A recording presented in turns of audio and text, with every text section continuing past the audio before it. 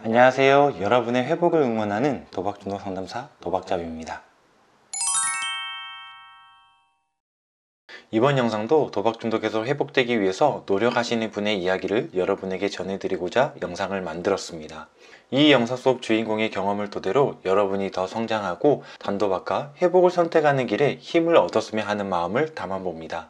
그리고 힘든 상황 속에서도 자신의 회복을 선택하신 이 사연의 주인공처럼 여러분도 회복하실 수 있다는 희망을 가지고 회복을 위한 한 걸음을 가셨으면 합니다. 자, 그럼 회복의 길을 가고 있는 분의 이야기를 한번 들어보실까요? 도박 중독자에서 새로운 나를 찾고 있습니다. 나는 지금 행복합니다. 안녕하세요. 저는 도박 중독자입니다. 먼저 이 시간을 통해 나 자신을 한번 돌아볼 수 있게 되어서 감사드립니다. 먼저는 제가 왜 도박에 빠지게 되었는지에 대해 처음부터 기록해 보고자 합니다. 저는 원래 학교 밖 청소년들과 함께 생활을 하며 그들에게 도움을 주고자 열심히 살았던 한 사람이었습니다. 12년이라는 긴 시간 동안 함께하다 개인 사정으로 인해 그 일을 하지 못하게 되면서 앞으로는 내가 무엇을 해야 할지에 대한 고민으로 무료함을 느낄 때쯤 투자를 한번 해보자 했던 주변 후배들의 권유로 주식을 하게 되었습니다. 그러나 정보가 너무나도 없던 탓에 인터넷에서 주식 정보 제공을 해준다는 글을 보고 연락을 했지만 나중에 알고 보니 다 거짓말이었고 제 투자 금액을 모두 잃게 되었습니다. 그래서 어떻게 하면 잃어버린 돈을 다시 찾을 수 있을까에 대한 고민을 하던 중 인터넷을 통해 연락해서 알게 된 사람이 일주일에 50에서 100만 원 정도의 수익을 낼 수 있는 투자 정보가 있다고 해서 그 사람이 시키는 대로 하게 되었는데 나중에 알고 보니 그게 인터넷 도박인 사다리였던 것입니다. 짧은 시간에 금방금방 수익을 내게 되었고 처음 30만 원으로 시작했던 금액이 금방 200만 원이 되고 200만 원이 500만 원이 되는 경험을 하게 되니 와, 이런 게 있구나 하는 신선한 경험을 맛보게 되었고 또한 너무나도 행복하다 여겨진 시간이었습니다. 이렇게 하다 보면 돈을 많이 벌 수 있겠다는 생각에 빠져 있었습니다. 그렇게 하다가 어느 날은 사이트를 소개해줬던 그 사람이 고액으로 가보자 하여 저는 충분히 딸 수 있겠다 생각에 은행에서 1,500만 원을 대출받아서 고액으로 베팅을 하게 되었고 순식간에 3천만 원의 이익을 보고 좋아했었습니다. 그러나 환전을 하기도 전에 갑자기 사이트가 사라져 버렸습니다. 그리고 카톡으로 연락했던 그 사람과도 연락이 안 되었던 것입니다. 먹튀를 당한 것이죠. 순간 머리가 하얘지면서 이건 뭐지? 라는 생각에 제 자신이 한심해 보였습니다. 그렇지만 그런 생각은 잠시뿐 어떻게 하면 대출받은 돈을 다시 찾을까에 대한 생각에 빠지면서 다시 대출을 알아보고 1,000만 원을 대출받게 되었습니다. 그때부터 저는 걷잡을 수 없이 도박에 빠지게 되었던 것입니다. 그때부터 도박을 누구의 도움도 아닌 나의 힘으로 스스로 찾아서 하기 시작했습니다. 가지고 있는 돈은 모두 도박에 쏟아부었습니다. 그렇게 하다 보니 은행 대출금이 1,500만이었던 게 7천만 원까지 되었고 그것도 안 되니 자동차 담보대출을 받고 거기에다 핸드폰으로 소액 결제를 받아 현금화하는 과정까지 가게 되었습니다. 더 이상 내 능력으로는 돈을 만들 수 없게 되자 친구들과 지인들에게 손을 벌리기 시작했습니다. 친한 친구부터 시작해서 가깝게 지낸 사람들까지 그리고 더 나아가 연락처가 있는 사람들에게까지 연락해서 돈을 만들어 내기 시작했습니다. 돈을 만들면 바로 도박하고 수익을 보면 기분이 좋아서 맛있는 음식도 사 먹고 즐겼고 돈을 잃으면 낙담하며 나 자신을 탓하며 절망했던 시간들을 반복하며 보냈습니다. 그러다 나중에는 빚 독촉을 받게 되면 그 빚을 갚기 위해 돈을 만들어서 도박을 했었습니다. 그러던 어느 날은 나는 왜 이렇게 살까라는 실망감과 우울감에 빠져서 아파트 옥상에 수차례 올라가기도 했지만 죽을 용기까지는 없었는지 다시 내려오곤 했습니다. 5년이라는 시간을 이러한 삶의 패턴으로만 살았었습니다. 너무나도 힘들고 외롭고 절망적인 삶이었습니다. 그렇지만 도박은 끊을 수 없었습니다. 오히려 삶의 의미를 찾기 위해 도박을 했고, 우울감과 외로움을 달래기 위해서 도박을 하는 핑계를 대면서 더 많이 도박하는 이유를 합리화하면서 시간을 보냈습니다. 그렇게 무료하게 시간을 보내준 아내가 도박 문제에 대해 알게 되었습니다. 그때 당시에 나를 쳐다보던 아내의 그 눈빛은 아직도 잊지 못합니다. 나에 대한 실망감과 분노, 그리고 애처롭게 쳐다보던 그 눈빛. 그 당시 저는 아내와 대화하는 게 너무나도 싫었고 그냥 그 상황을 피하며 회피만 했었습니다. 왜냐하면 나 스스로 충분히 도박을 끊을 수 있다는 생각이 강했고, 내가 충분히 이 문제를 해결할 수 있다고 생각했기 때문입니다. 그러나 계속해서 도박은 진행되었고 더 많이 힘든 시간들을 보내게 되었습니다. 그러던 어느 날 아내가 서류 한 장을 들고 와서 도장을 찍을 결심이 되면 찍어주면 좋겠다고 하면서 이혼 서류를 내밀었었습니다. 저는 고민하다 도장을 찍었습니다. 더 이상 나의 아내를 힘들게 하지 말고 벗어나게 해주자 라는 의미에서 말이죠. 그런데 너무나도 두려웠습니다. 난 더 이상 기댈 사람도 나와 함께 해줄 사람도 없어진 것에 대한 두려움이었습니다. 그런데 그런 나의 생각과는 달리 아내는 그 다음날 서류에 도장이 찍힌 것을 보고 저에게 와서 이렇게 말했습니다. 결심을 해줘서 고맙다고. 그럼 이제 내가 하라는 대로 하겠냐고. 그래서 저는 응 이라고 답했습니다. 그랬더니 아내는 저에게 당신이 도박에서 벗어나기 위해 치료를 받았으면 좋겠다고 했습니다. 그리고 광주 전남 도박문제 예방치유센터에 가서 상담을 받아보자고 했습니다. 그렇게 저는 처음으로 아내에게 이끌려 도박 문제를 가지고 센터에 가게 되었던 것입니다.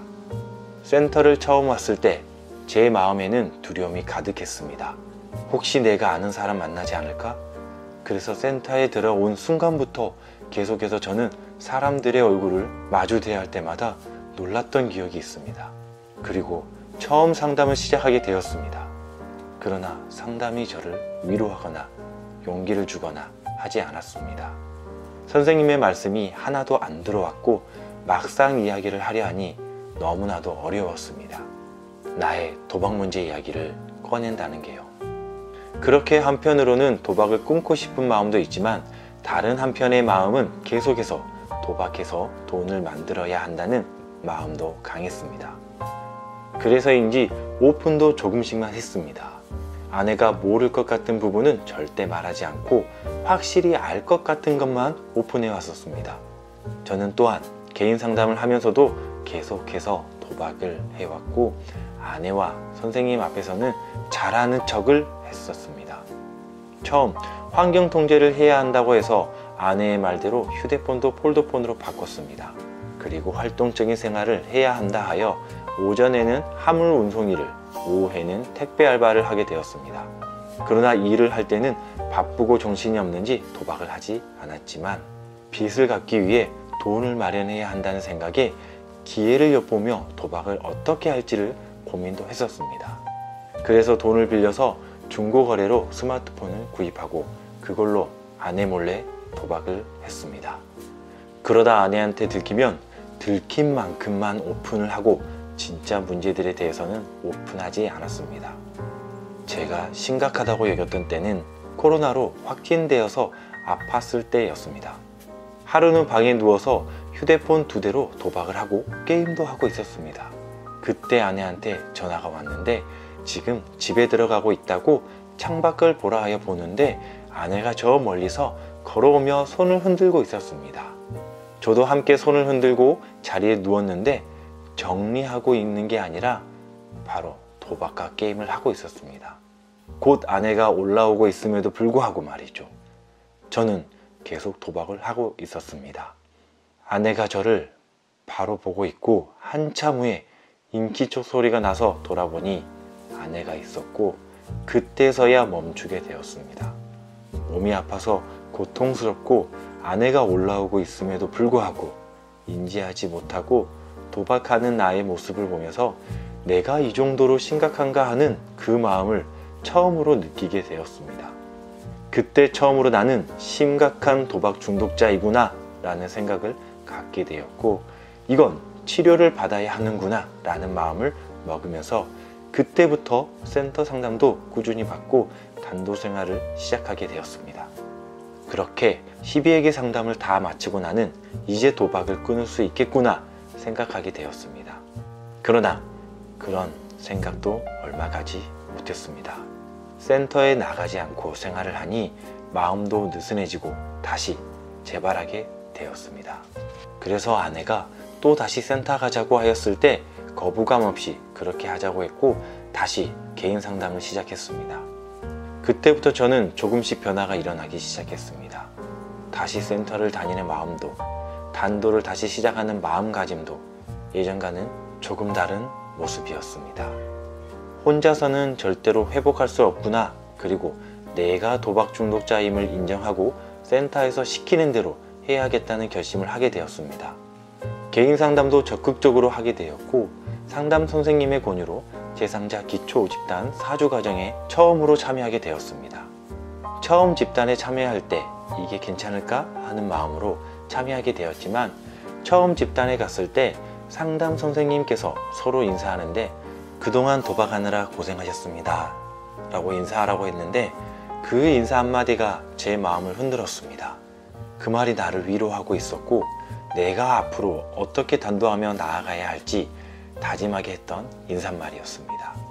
집단 프로그램에 참여하면서 나의 도박 문제를 가족 아닌 다른 사람들에게 이야기를 나누고 서로 어떻게 단도할지에 대한 고민도 해보는 좋은 시간을 갖게 되었습니다. 나의 이야기를 하면 할수록 나의 마음에 묶여있던 무언가 풀린 듯한 마음이 들었고, 단도를 더욱더 결심하게 되었던 계기가 되었습니다. 그리고 기초과정을 마친 후 집단 심화과정에 참여하게 되었습니다. 사실 처음에는 무슨 말인지 잘 못 알아들었고, 저분들하고 나는 많이 다르다는 생각을 가졌지만, 그 생각은 내가 아직 단도하기에 준비가 부족하다는 사실을 나중에 알게 되었습니다. 그렇게 한 달 정도 집단 심화 과정에 참여하던 중 생각지도 않았던 돈이 생기게 되자 제 마음이 흔들리게 되었습니다. 그래, 이것만 한번 해보자. 이 정도는 괜찮을 거야 하면서 그동안 잘 견뎌왔던 단도가 무너지게 되었던 것입니다. 도박을 다시 하고 돈을 다 잃자마자 잠깐 생각하다 결심했습니다. 그래, 바로 오픈하자. 집단 심화에서도 오픈은 빨리 하면 할수록 좋다고 했으니 나도 그렇게 해보자 하며 아내에게 그날 바로 오픈을 했고, 집단 심화 모임에서도 재발에 대한 오픈을 바로 하게 되었습니다. 아내에게 오픈했을 때 아내는 저에게 이렇게 말해 주었습니다. 여보, 나에게 솔직하게 말해줘서 고마워. 앞으로 더 잘해보자. 힘내, 여보. 그 말을 듣고 아내에게 더 미안하고 더 고맙고, 그래서 더 잘해야겠다는 결심을 하게 되었습니다. 또한 집단 심화에서는 오픈을 하니 많은 회복자 선생님들께서 오픈하신 용기에 칭찬하며 격려와 응원의 박수를 보내주셨습니다. 재발에 대한 오픈을 하니 너무나도 기분이 좋았습니다. 그리고 제가 한층 성장하고 있다는 생각에 뿌듯했고, 앞으로 어떻게 단도를 해야 할지에 대해 세부적인 계획들까지 세우게 되었습니다. 저는 제가 왜 재발하게 되었는지, 왜 도박을 하였는지 다시 점검해 보았습니다. 하나는 혼자 있으면 도박을 한다. 또 다른 하나는 돈이 있으면 도박을 한다. 또 다른 하나는 스마트폰이 있으면 도박을 한다. 크게 이 세 가지가 있었습니다. 그래서 바로 저 부분을 해결하자 결심하고 저에게 있는 모든 통장 계좌를 해지했습니다. 휴먼 계좌까지 찾아서 다 해지하고 공인인증서 폐기시키고, 그리고 나이스 지킴이로 아내와 공유를 해서 제 거래 내역을 바로 아내가 확인할 수 있게 했습니다. 또한 핸드폰은 폴더폰을 계속 사용하고 아내 체크카드와 신용카드로 생활하기로 했습니다. 그리고 마음의 변화가 올 때, 우울할 때, 또 도박 충동이 일어날 때 혼자 있는 시간을 최소화하고, 그것도 안 되면 아내에게, 가족들에게 전화를 했으며, 그것도 안 되면 그냥 센터에 와서 커피 마시며 시간을 보내게 되었습니다. 상담 선생님과 집단에서 경험을 말해 주었던 회복자 선생님들의 이야기를 듣고 내가 할 수 있는 건 다 하기로 하였습니다. 그리고 일상의 회복을 위해 생활 속 버킷리스트를 만들었습니다. 일주일에 한 번 이상 설거지, 쓰레기 정리, 한 달에 책 한 권 읽기, 아내에게 요리해서 대접해주기 등등 소소한 일상에서 내가 충분히 할 수 있는 것들을 찾아서 하기 시작했습니다. 그렇게 하루하루를 감사하며 단도에 최선을 다하며 하루하루 살아가기 시작했습니다. 그리고 내가 할 수 있는 것들을 하게 되었습니다. 그렇게 하다 보니 삶의 소소한 행복을 누리게 되었고 나의 자존감도 올라가는 것을 느끼게 되었습니다. 저는 단도 생활을 더 잘하기 위해 고민하면서 나름 제가 정리했던 것은 단도박과 일상의 회복에 대해 구분을 짓고 하자는 것이었습니다. 그리고 단도박은 힘든 싸움이다 라고 생각했습니다. 왜냐하면 그동안 도박으로 길들여진 생활의 모든 습관을 고쳐야 하기 때문입니다. 그래서 단도박은 내가 스스로 싸우며 나아가야 할 길이라고 생각하게 되었고, 일상의 회복은 나와 함께하는 모든 사람들이 나로 인해 행복감을 느낄 수 있도록 해줘야겠다는 생각을 하게 된 것입니다. 그리고 그렇게 생각했다면 바로 실천해야 한다는 것이 제가 단도를 잘할 수 있는 길이라 생각하고 나아갔습니다. 그렇게 단도 생활을 하는 과정 가운데 내가 도박 중독자로 살아왔던 삶을 되돌아보며 나에게 목표가 하나 생기게 되었습니다. 내가 도박 중독자들과 힘들어하는 그 가족들을 돕는 사람들이 되고 싶다. 어떻게 하면 도와줄 수 있을까 생각하게 되었고, 그러던 중 공부를 하기로 결심하고 상담 선생님의 권유로 대학원에서 공부를 할 수 있게 되었습니다. 또한 2024년도 센터 회복자 인턴을 구한다고 하여 선생님의 추천으로 센터 회복자 인턴으로도 일하게 되었습니다. 저는 도박 중독자이지만 회복자이며 회복을 위해 공부하고 회복자 인턴으로 센터에서 일하고 있는 도박 중독자입니다. 도박 중독은 저에게 큰 아픔과 상처, 그리고 힘든 삶을 주었고 가족들에게는 씻지 못할 아픔과 상처를 주었지만, 다른 한편으로는 도박 중독으로 인해 나의 삶의 목표와 살아갈 이유를 제공해 주기도 하였습니다. 도박 중독자들을 돕는 삶, 도박으로 힘든 삶을 살아가는 가족들을 도와주는 삶, 이것이 나의 삶의 비전이 되었습니다. 또한 도박으로 인해 무너졌던 인간관계는 센터에서 만난 회복자 선생님과 더 좋은 인간관계를 맺게 되었습니다. 아픔도 기쁨도 함께 나눌 수 있는 형님들, 친구들, 그리고 동생들, 저에게 손을 잡아주고 누구보다 저를 응원해 주시는 회복자 선생님들과의 좋은 관계가 너무나도 좋고 저는 행복합니다. 지금 저의 삶은 매우 바쁩니다. 새벽부터 일어나서 일하고 때론 저녁에는 공부를 하고 오후에는 센터에도 출근합니다. 그렇지만 그러한 저의 삶이 어느 때보다 행복하고 즐겁고 너무나도 좋습니다. 부족한 나를 위해 항상 응원해 주시는 회복자 선생님들과 우리 센터 선생님들께 너무나도 감사합니다. 그리고 나를 끝까지 바라보며 응원해 준 나의 아내에게 고맙고 감사하고 사랑합니다. 감사합니다.